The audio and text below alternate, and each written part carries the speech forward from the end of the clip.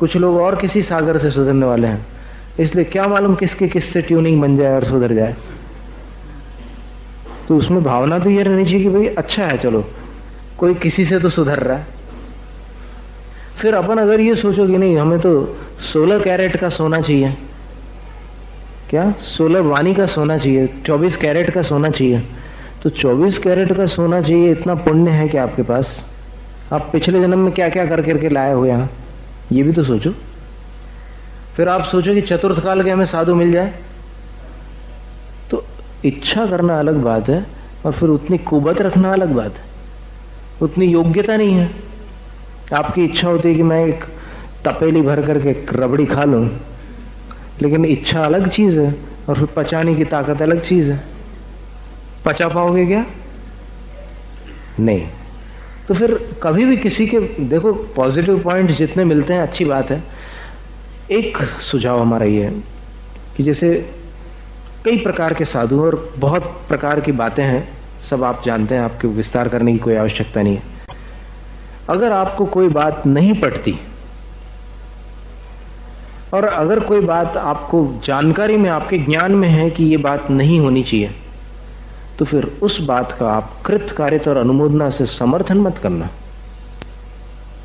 जैसे उदाहरण के लिए पैसे की बात आती है कि पैसा नहीं होना चाहिए, ठीक है ना, तो पैसा नहीं होना चाहिए, तो आप किसी प्रलोभन में आकर के उसमें सम्मिलित मत होइए, खत्म बात। अब ज्यादा विस्तार करने की आवश्यकता है, समझ गए ना बात। हो सकता है कि किसी के पास वो बहुत अनमोल कोई वस्तु हो, बहुमूल्य कोई वस्तु हो, वो आपको दे रहे हैं, और फिर उनके साथ कोई है वो कह रहा है कि भाई इतनी अच्छी चीज ले जा रहे हो आप, तो फिर कुछ आप अपने भी भाव जागृत करो।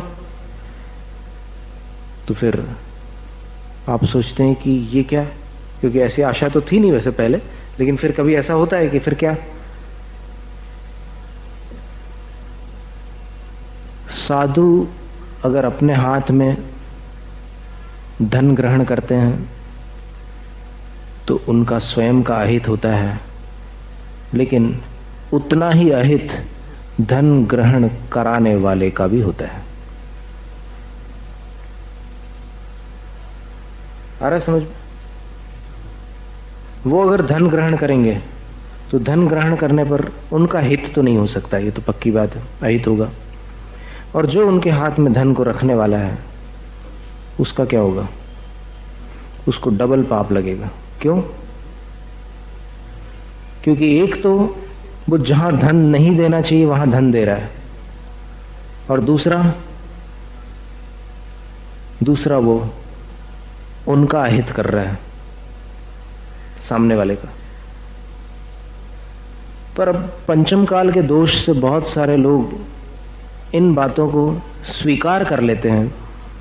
तो इतना ही हमारा कहना है कि किसी साधु से द्वेष करने की बात नहीं सिखा रहे हम आपको। हम यही बतलाना चाह रहे हैं कि साधु के अयोग्य किसी कार्य में आपका सहयोग न हो, तो हो सकता है आपको किसी दिन इस पुण्य से कोई ऐसे साधु मिल जाए कि जो बिल्कुल योग्य साधु हों। बहुत दुर्लभ है, बहुत दुर्लभ है।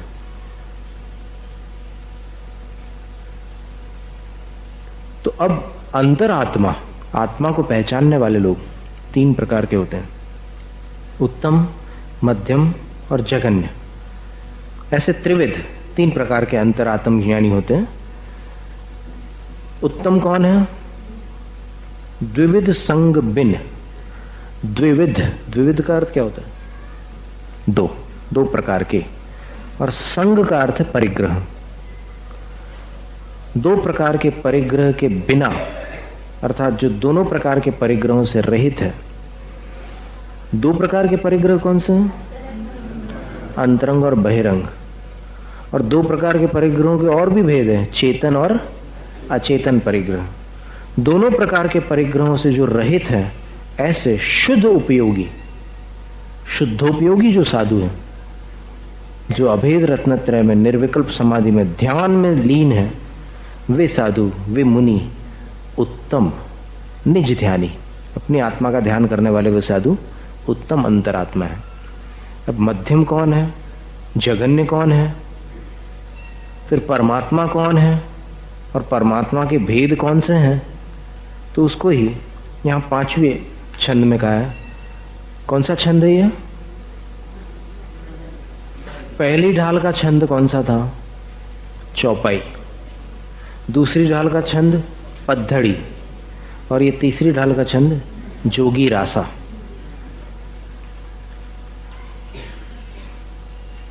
मध्यम अंतर आत्म है जे,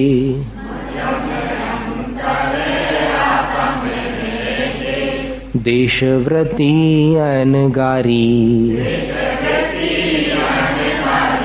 जगन कहें अविरत समदृष्टि,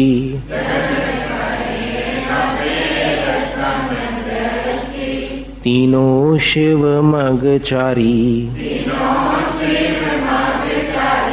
सकल निकल पर मातम द्वैविध,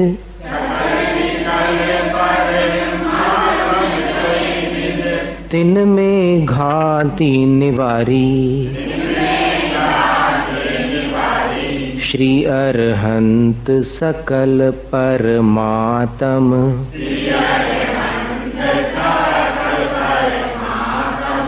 लोकालोक निहारी। ये इतना सुंदर वर्णन है कि इसको अगर आप ऊँघते हुए भी सुन लो तो इसके संस्कार आपको कभी ना कभी लाभ पहुंचाएंगे, क्योंकि ये आत्मा परमात्मा की चर्चा है। 24 घंटे में आत्मा परमात्मा की चर्चा कितनी देर हो पाती है? ये तो हम समझते हैं कि भाग्यशाली लोग हैं आप जो यहां पर इस चर्चा को सुन रहे हैं। बाकी कुछ लोग यहीं पर किसी और काम में लगे होंगे, कोई कुकर संभाल रहे होंगे, परिस्थितिवश वो कर्म का उदय है। ऐसा नहीं है कि मतलब उनकी दुर्भावना हो, लेकिन किसी कर्म के उदय से वो किसी दूसरे काम में लगे होंगे। कोई स्कूटर संभाल रहे होंगे, कोई और कुछ कर रहे होंगे, लेकिन ये सौभाग्य से आपको ये चर्चा सुनने मिल रही है कि एक तो बहिरात्मा की बात समझ में आ गई, फिर अंतरात्मा 3 प्रकार के हैं। उत्तम अंतरात्मा शुद्धोपयोगी मुनि जो ध्यान में तल्लीन है। अब मध्यम कौन है? देशव्रती और अनगार। अनगारी कहीं कहीं पर पुस्तकों में कुछ लोगों ने सुधार किया। क्या लिखा है? देशव्रती आगारी लिखा है कहीं। अनगारी, अधिकतम प्रतियों में अनगारी लिखा है, लेकिन कुछ प्रतियों में उन्होंने आगारी भी लिख दिया। लेकिन वो आगारी लिखना व्यर्थ है, क्योंकि देशव्रती का अर्थ ही सागार होता है। तो जो देशव्रती हैं यानी 11 प्रतिमाओं के धारी हैं, और अनगार, अनगार यानी जो मुनि है लेकिन शुद्धोपयोगी नहीं है, वो मध्यम अंतरात्मा है। यानी मध्यम अंतरात्मा होने के लिए कम से कम व्रती होना अनिवार्य हो, अणुव्रती हो या महाव्रती हो, लेकिन उत्तम अंतरात्मा के लिए शुद्धोपयोग अपेक्षित है। फिर जगन कहे अविरत सम्यक दृष्टि। जगन्य जो है वो अविरत समदृष्टि, जो व्रती नहीं है लेकिन सम्यक दृष्टि है, वो जगन अंतरात्मा है। तीनों शिवमगचारी, ये तीनों ही मोक्ष मार्ग के चारी यानी उस पर विचरण करने वाले हैं।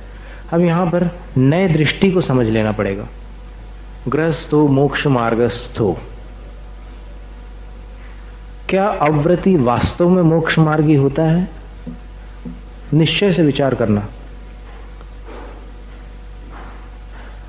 तो उसका उत्तर है कि जब तक व्रत संयम नहीं है तब तक वो देश चारित्र और सकल चारित्र से भी रहित होता है। और जब तक देश चारित्र या सकल चारित्र न हो तब तक सम्यक दर्शन, सम्यक ज्ञान और सम्यक चारित्र, इन 3 में से मात्र 2 रहेंगे। और ये 2 रहेंगे ऐसा हम कहां से कह रहे हैं? हम अपने मन से नहीं कह रहे। ये तत्वार्थ राजवार्तिक में और धवल ग्रंथ में उल्लिखित है। कि जो अविरत सम्यक दृष्टि होता है उसके पास 2 रत्न होते हैं, 3 रत्न केवल कर्म भूमिया मनुष्य व्रति के पास होते हैं, और त्रियंश भी कथनचित देशव्रति हो तो फिर उनके पास होते हैं। तो 3 रत्नों के जो धारी होते हैं वही मोक्ष मार्गी माने जाते हैं, क्योंकि तत्वार्थ सूत्र का पहला सूत्र है सम्यक दर्शन ज्ञान चारित्राणि मोक्ष मार्ग। लेकिन फिर भी जिसको मार्ग समझ में आ गया अथवा मार्ग दिख गया है उसके बारे में भी एक कथन आता है। एक बार क्या हुआ था, सन 91 की घटना है। हम शॉर्टकट से हाट पीपल्या की तरफ जाना चाहते थे, तो फिर गैरतगंज से हमने विहार किया महावीर जयंती मनाने के बाद, और विहार करके शॉर्टकट जो था हमने सोचा कि ये जंगल से चंद्रपुर नाम का एक स्थान आता है, वहां निकल जाएं तो जल्दी पहुंच जाएंगे। लेकिन वहां जो साथ में चल रहे थे श्रावक, उनके पैर साथ नहीं दे रहे थे, उनको घुटनों में तकलीफ थी, तो फिर वो चल नहीं पा रहे थे। और फिर हमने सोचा कि अगर इनको साथ लेकर के चलेंगे तो फिर हम पहुंचेंगे कब। तो उनको हमने लौटा दिया। हमने कहा कि हमारी बात मान लो, आप हमारी चिंता मत करो, हम विश्वास पूर्वक कहते हैं कि हम ठिकाने पर पहुंच जाएंगे, आप चले जाओ। उनको लौटा दिया हमने जबरदस्ती। और फिर जब हम अकेले निकले तो फिर अकेले निकले तो फिर रास्ते में कई लोगों से रास्ता पूछते गए कि आगे कौन सा गांव, आगे कौन सा गांव, ऐसा करते करते तो फिर एक गांव में पहुंचे। तो फिर वहां पहुंचने के बाद फिर उसके आगे हमने देखा कि बहुत घना जंगल था, पर हमें लगा कि अभी सूरज डूबा नहीं है, तो फिर इस गांव में ना रुक करके और कहीं आगे प्रयास कर लो थोड़ा सा। एक वो रहता ना, एक क्या बोलते हैं उसको, नहीं एक अच्छा शब्द है उसका, अंग्रेजी में जिसको थ्रिल बोलते हैं, कि कोई खतरनाक काम करो और फिर उसमें एक रस आता है, मजा आता है। हमने सोचा कि चलो क्या बात हो गई, अपने पास कौन सा परिग्रह और कौन सी चिंता है। मतलब जिसके पास परिग्रह नहीं उसको जीने मरने की भी क्या परवाह, वो तो मस्ती में रहता है। कौन आगे पीछे भी क्या है, अपने को किसकी परवाह है, किसका ध्यान रखना। निकल गए आगे, और आगे निकले तो फिर वहां पर गांव के आखिरी जो मकान था वहां पर 2 लोग बैठे हुए थे। तो उन्होंने हमसे कहा कि आओ बाबा जी सुपारी तंबाकू ले लो। तो उनका कोई भाव गलत नहीं था, वो तो सुपारी और तंबाकू की तो एक भारत की परंपरा है, मतलब स्वागत की पद्धति है एक। तो फिर हमने कहा कि हम लोग तो वो वाले बाबा नहीं हैं, हम दिन में 1 बार भोजन पानी लेते हैं। अच्छा। फिर हमने पूछा कि आगे रास्ता जो जा रहा है जंगल से कहाँ जाता है, कोई गांव पास में है जहाँ दिन डूबने के पहले हम पहुंच जाए। तो फिर उसमें से एक था, बंजारा था, उसने बोला कि हम आपको ले चलते हैं, हम भी वहीं जा रहे हैं। हमने बोला कि घास वास तो नहीं है, बोले कि नहीं रास्ता तो ठीक है।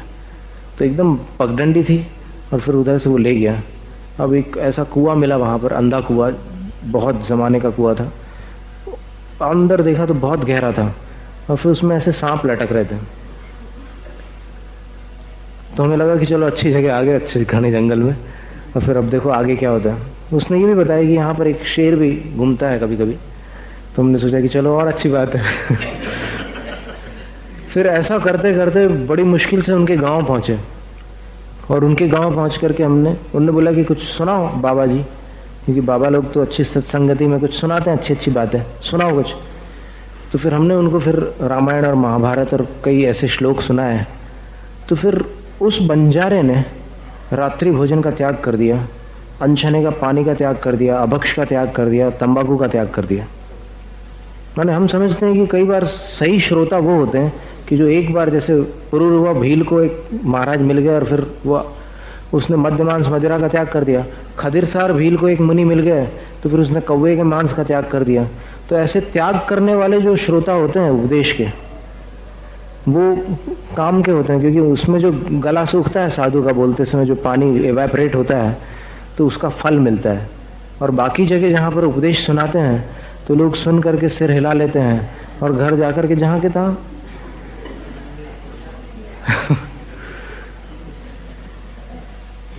वो स्थिति हमें एक बार बहुत लोग कह चुके। कई बार एक डॉक्टर ने तो कहा था कि महाराज अगर आप बाहर की सभाओं में उपदेश देंगे। आप 2 साल के लिए ऐसा कर लो कि आप मंदिर के अंदर उपदेश देना ही बंद कर दो, मंदिर के अंदर स्वाध्याय चलने दो, और उपदेश देना है तो बाहर ही दो। तो उनका दावा था कि वहां पर बैठने वाले 100 में से 90 लोग उस उपदेश को अंगीकार करेंगे, और मंदिर के अंदर 100 में से 10 लोग अंगीकार करते हैं, क्योंकि जैनियों को ये चीज फ्री में मिली हुई है। पिछले जन्म में उन्होंने जो पेमेंट किया था, पुण्य दिया, कमाया था, उससे उनको यहाँ पर ये चीज फ्री में मिल गई। इसलिए उसकी कीमत, उसका मूल्य समझ में नहीं आता। उस बंजारे ने इतने नियम ले लिए कि हम मतलब आश्चर्य में पड़ गए कि इतने नियम। गैरतगंज में हमने महावीर जयंती और रामनवमी के ऊपर राम मंदिर के पास प्रवचन किया था, तो वहां पर कई अजैन लोगों ने रात्रि भोजन का त्याग कर दिया था। और यहाँ पर आहार देते समय भी अगर किसी से पूछो कि रात्रि भोजन कितने दिन, 5 दिन, 5 दिन के लिए त्याग। बहुत बहुत बड़ी उपलब्धि है भाई मनुष्य पर्याय की। जैन कुल में उत्पन्न होने के बाद 5 दिन का रात्रि भोजन त्याग कर रहे हो, बहुत बड़ा तीर मार लिया। अब आपको माला पहनानी चाहिए स्टेज के ऊपर ले जाकर के कि 5 दिन का रात्रि भोजन त्याग किया। ये कौन सा लोभ है जो आपको अपने धर्म की मर्यादा से बाहर रुचि जागृत करा रहा है, और इसका परिणाम क्या निकलेगा, ये आपको विचार करने की बात है। फिर वहां से जब सवेरे हम विहार कर रहे थे, हमने पूछा कि चंद्रपुर कैसे पहुंचेंगे, तो बोले कि महाराज आप पहुंच नहीं पाएंगे चंद्रपुर।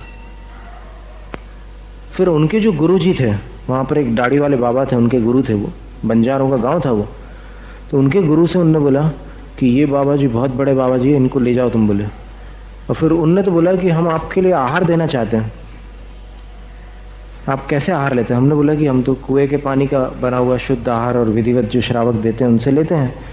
तो बोले कि महाराज आप जैसा कहो वैसा हम करने को तैयार है, लेकिन आप हमारे हाथ से आहार लीजिए। बंजारा बोल रहा है, हम कुएं का पानी लेकर के आ जाएंगे, यहाँ हम कहीं से भी लेकर के आएंगे कुएं का पानी, लेकिन हम आपको आहार देना चाहते हैं।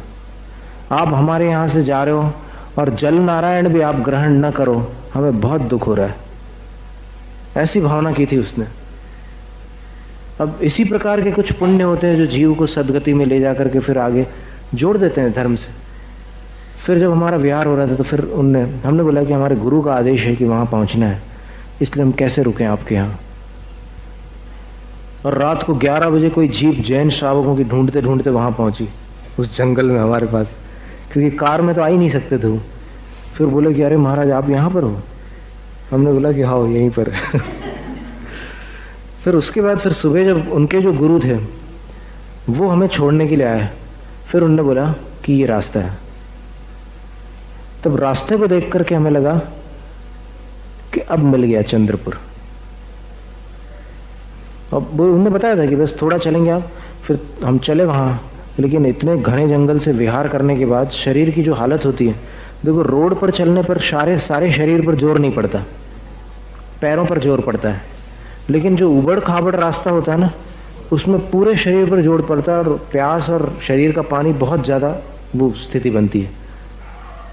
तो उसके बाद वो भी हमने त्रिशा परिशा को देखा है उस दिन कि चंद्रपुर जब पहुंच रहे थे तो करीब 10 बज रहे थे और गर्मी का अप्रैल का महीना था, और उस समय चलते चलते ये हाल हो गए थे कि अभी बैठ जाओ थोड़ा। बैठते थे तो फिर धूप और बढ़ती थी। वो लगता है कि जैसे जैसे पहुंचो तो लड़खड़ाते पैरों से वहां पर पहुंचे, और तब तक श्रावक लोगों को भी जानकारी हो गई थी। फिर जैसे तैसे पहुंचे और आहार के लिए जब उठे, तो आहार के लिए जब उठ रहे थे तो उस समय रोटी का ग्रास एक मुंह में डाला तो फिर लगा कि अब दूसरा ग्रास नहीं डालते, क्योंकि ये एक ग्रास चबाया ही नहीं जाता। कितना भी ऐसे दांत चलाओ तो पूरा सूखा सूखा ही रहता है, क्योंकि पानी इतना सूख चुका है कि मुंह के अंदर लार ही नहीं है। तो अब ऐसे सूखे मुंह में ग्रास कैसे चबाए? तो फिर पानी पी पी करके, पानी के साथ उस ग्रास को चबा करके जैसे तैसे मतलब भोजन करके वहां से फिर निकले। और ऐसे अनुभव भी हुए, मतलब जीवन में कई प्रकार के अनुभव होते हैं। इसीलिए आचार्य कुंदकुंद स्वामी ने तो ये बताया है कि इस पंचम काल में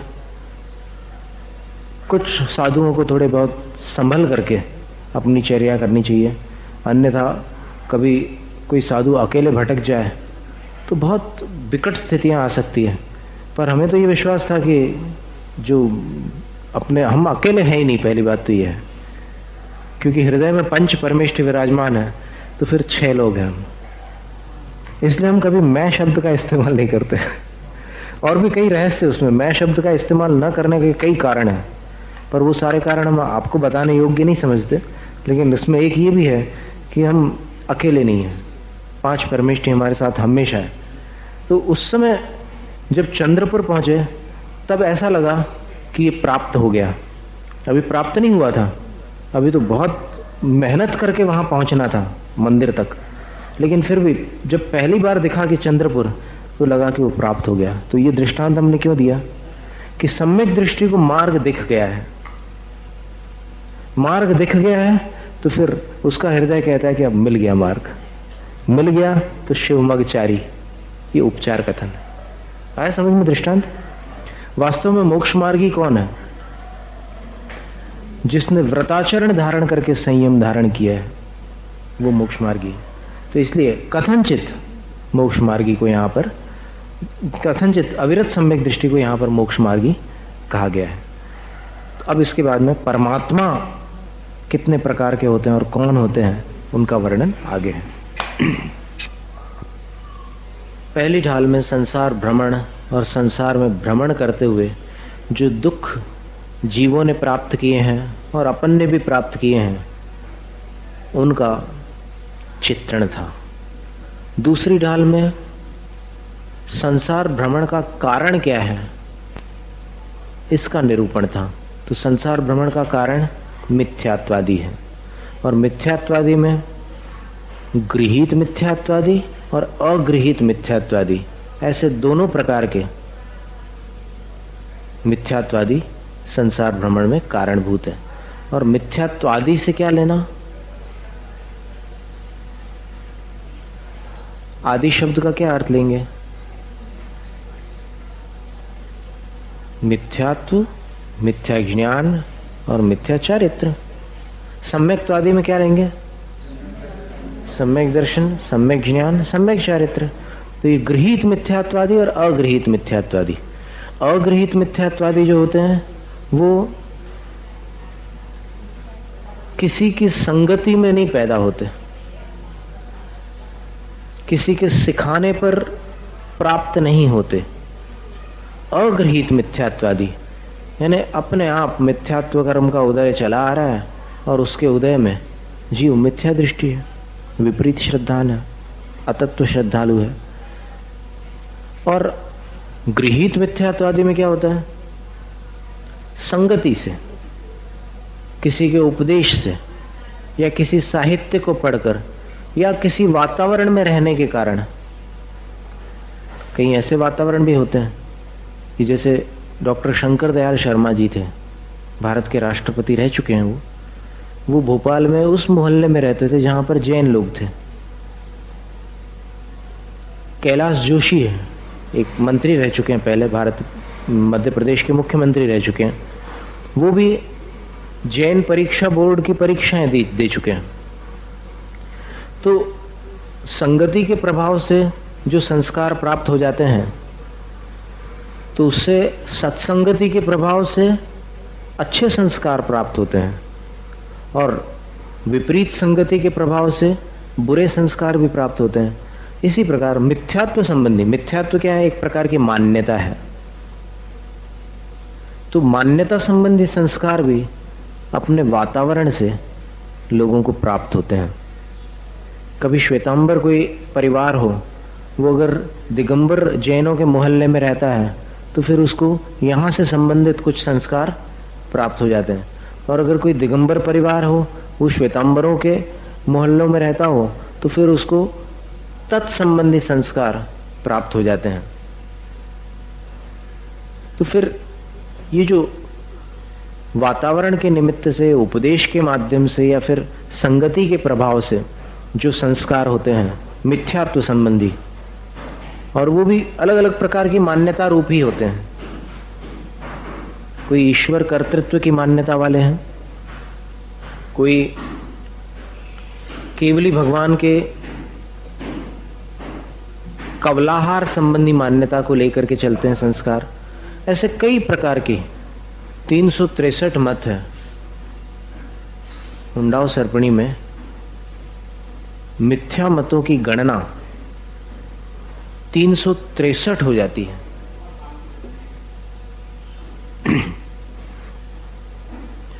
तो अब उसमें संप्रदाय कितने भी हो, अब जैसे भाषाएं हैं, अपन केवली भगवान के समवसरण में कितनी भाषाएं होती है?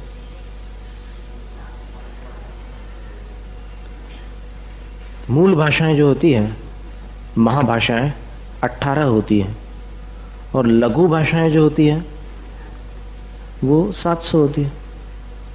लघु भाषा 7 शतक समेत, पूजा में पढ़ते ना, 18 ऐसे। महाभाषाएं 18 होती है और लघु भाषाएं 700 होती है। और अभी कितनी भाषाएं हैं विश्व में? तो पुरानी जो जीके की किताब थी, जनरल नॉलेज की, उसमें 3000 भाषाएं लिखी थी। और अभी कुछ और भी भाषाएं हैं जो सब लोग नहीं जानते। कुछ लोग कोड वर्ड में वैसी भाषाएं बोलते हैं, कुछ भाषाएं बोलते हैं लोग आपस में, तो वो भी एक प्रकार की भाषा है। वो भी क्या है कि आदान प्रदान है विचारों का। तो इस तरह पंचम काल में धर्म और संप्रदायों की भी कोई सीमा नहीं है। जहां चले जाओ वहां पर अलग अलग मान्यता के लोग मिल जाते हैं। जैनियों में भी कितने विभाग है। अभी कल भद्रबाहु चरित्र का स्वाध्याय चल रहा था, तो उसके दूसरे अध्याय में सम्राट चंद्रगुप्त ने 16 स्वप्न देखे और उन स्वप्नों का फल आचार्य भद्रबाहु स्वामी से पूछा। तो उसमें एक छिद्र युक्त चंद्रमा उदय को प्राप्त हो रहा है, एक स्वप्न ये था। तो इसका फल आचार्य भद्रबाहु स्वामी ने कहा कि गड्ढों वाला छिद्र युक्त जो चंद्रमा है, चालनी जैसा, उसका उदय देखने का परिणाम अशुभ है और ये पंचम काल के अनिष्ट को सूचित करने वाला है। निर्मल जैन मत में भी अनेक मत मतांतर उत्पन्न हो जाएंगे, बहुत सारी शाखाएं उपशाखाएं निकल पड़ेंगी। मूल मार्ग तो मूल मार्ग है, लेकिन अब ये सारी शाखाएं बन जाती है और फिर हर शाखा वाला अपने ही मार्ग को सच्चा समझता है, बाकी सबको झूठा समझता है। सत्य का अंश तो सबके पास रहेगा, लेकिन पूर्ण सत्य जो मूल जिनेन्द्र प्रणीत मार्ग है उसी में मिल सकता है। क्योंकि जहां भी अपने मन से आपने कोई दूसरा रास्ता निकाला तो फिर वो आपका रास्ता कहलाएगा, भगवान वाला मार्ग नहीं कहलाएगा। और पिछली शताब्दियों में और सहस्राब्दियों में भी कितने सारे विभाग हुए हैं, कितने विभाग हो गए। अभी जैसे मूल विभाग जो बने थे वो तो जब वो 12 वर्ष का अकाल पड़ा था तो उस समय जो साधु वहां रुक गए थे, रामल्य, स्थूलिभद्र और शांत्याचार्य, ये 3 रुक गए थे प्रमुख साधु। और फिर इनके साथ और भी कुछ साधु रुक गए थे, तो इनका संग वहां ठहर गया मालवा में। और इतना प्रचंड दुर्भिक्ष पड़ा कि 12 वर्षों में सब उस संयम से विचलित हो गए। जो निर्ग्रंथ मुनि का संयम था उससे सारे के सारे साधु विचलित हो गए। और विचलित होकर के फिर तुम्बी पात्र में आहार ले लेते थे और उसके बाद फिर किसी वसतिका में आकर के जब दिन निकलता था तब आहार ले लेते थे, उसका सेवन करते थे, एक दूसरे को आहार दान करते थे।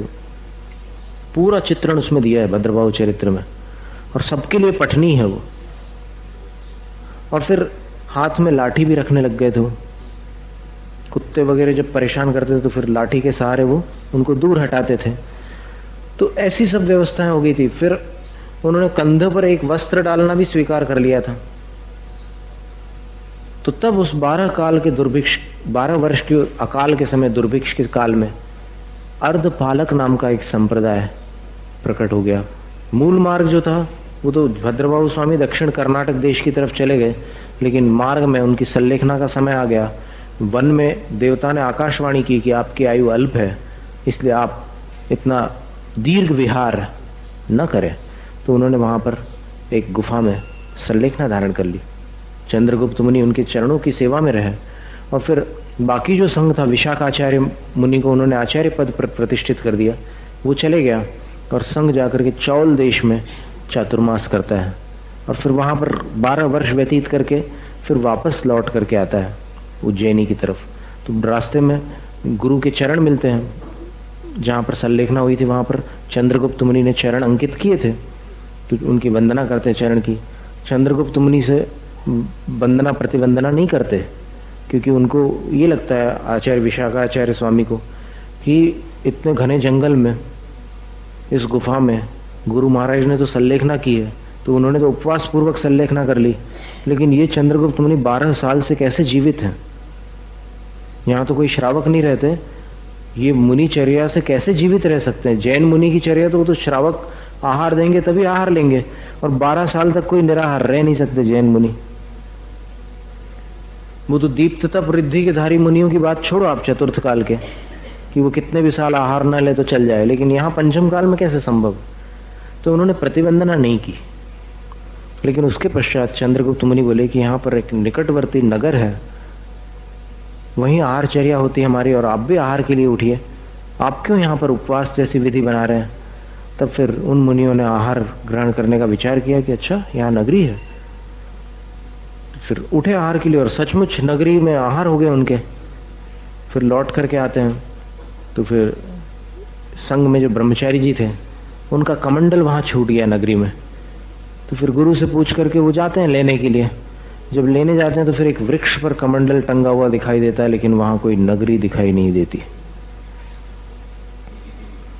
अब ये घटना आकर के ब्रह्मचारी जब आचार्य महाराज को सुनाता, 11 अंग 10 पूर्व के पाठी थे विशाखाचार्य मुनि, तो जैसे ही सुनाता है ब्रह्मचारी, तो फिर वो मन में विचार करते हैं कि अहो, ये चंद्रगुप्त मुनि वास्तव में निर्मल चारित्र के धारक हैं, कि जिनकी सेवा में 12 वर्षों तक देवताओं ने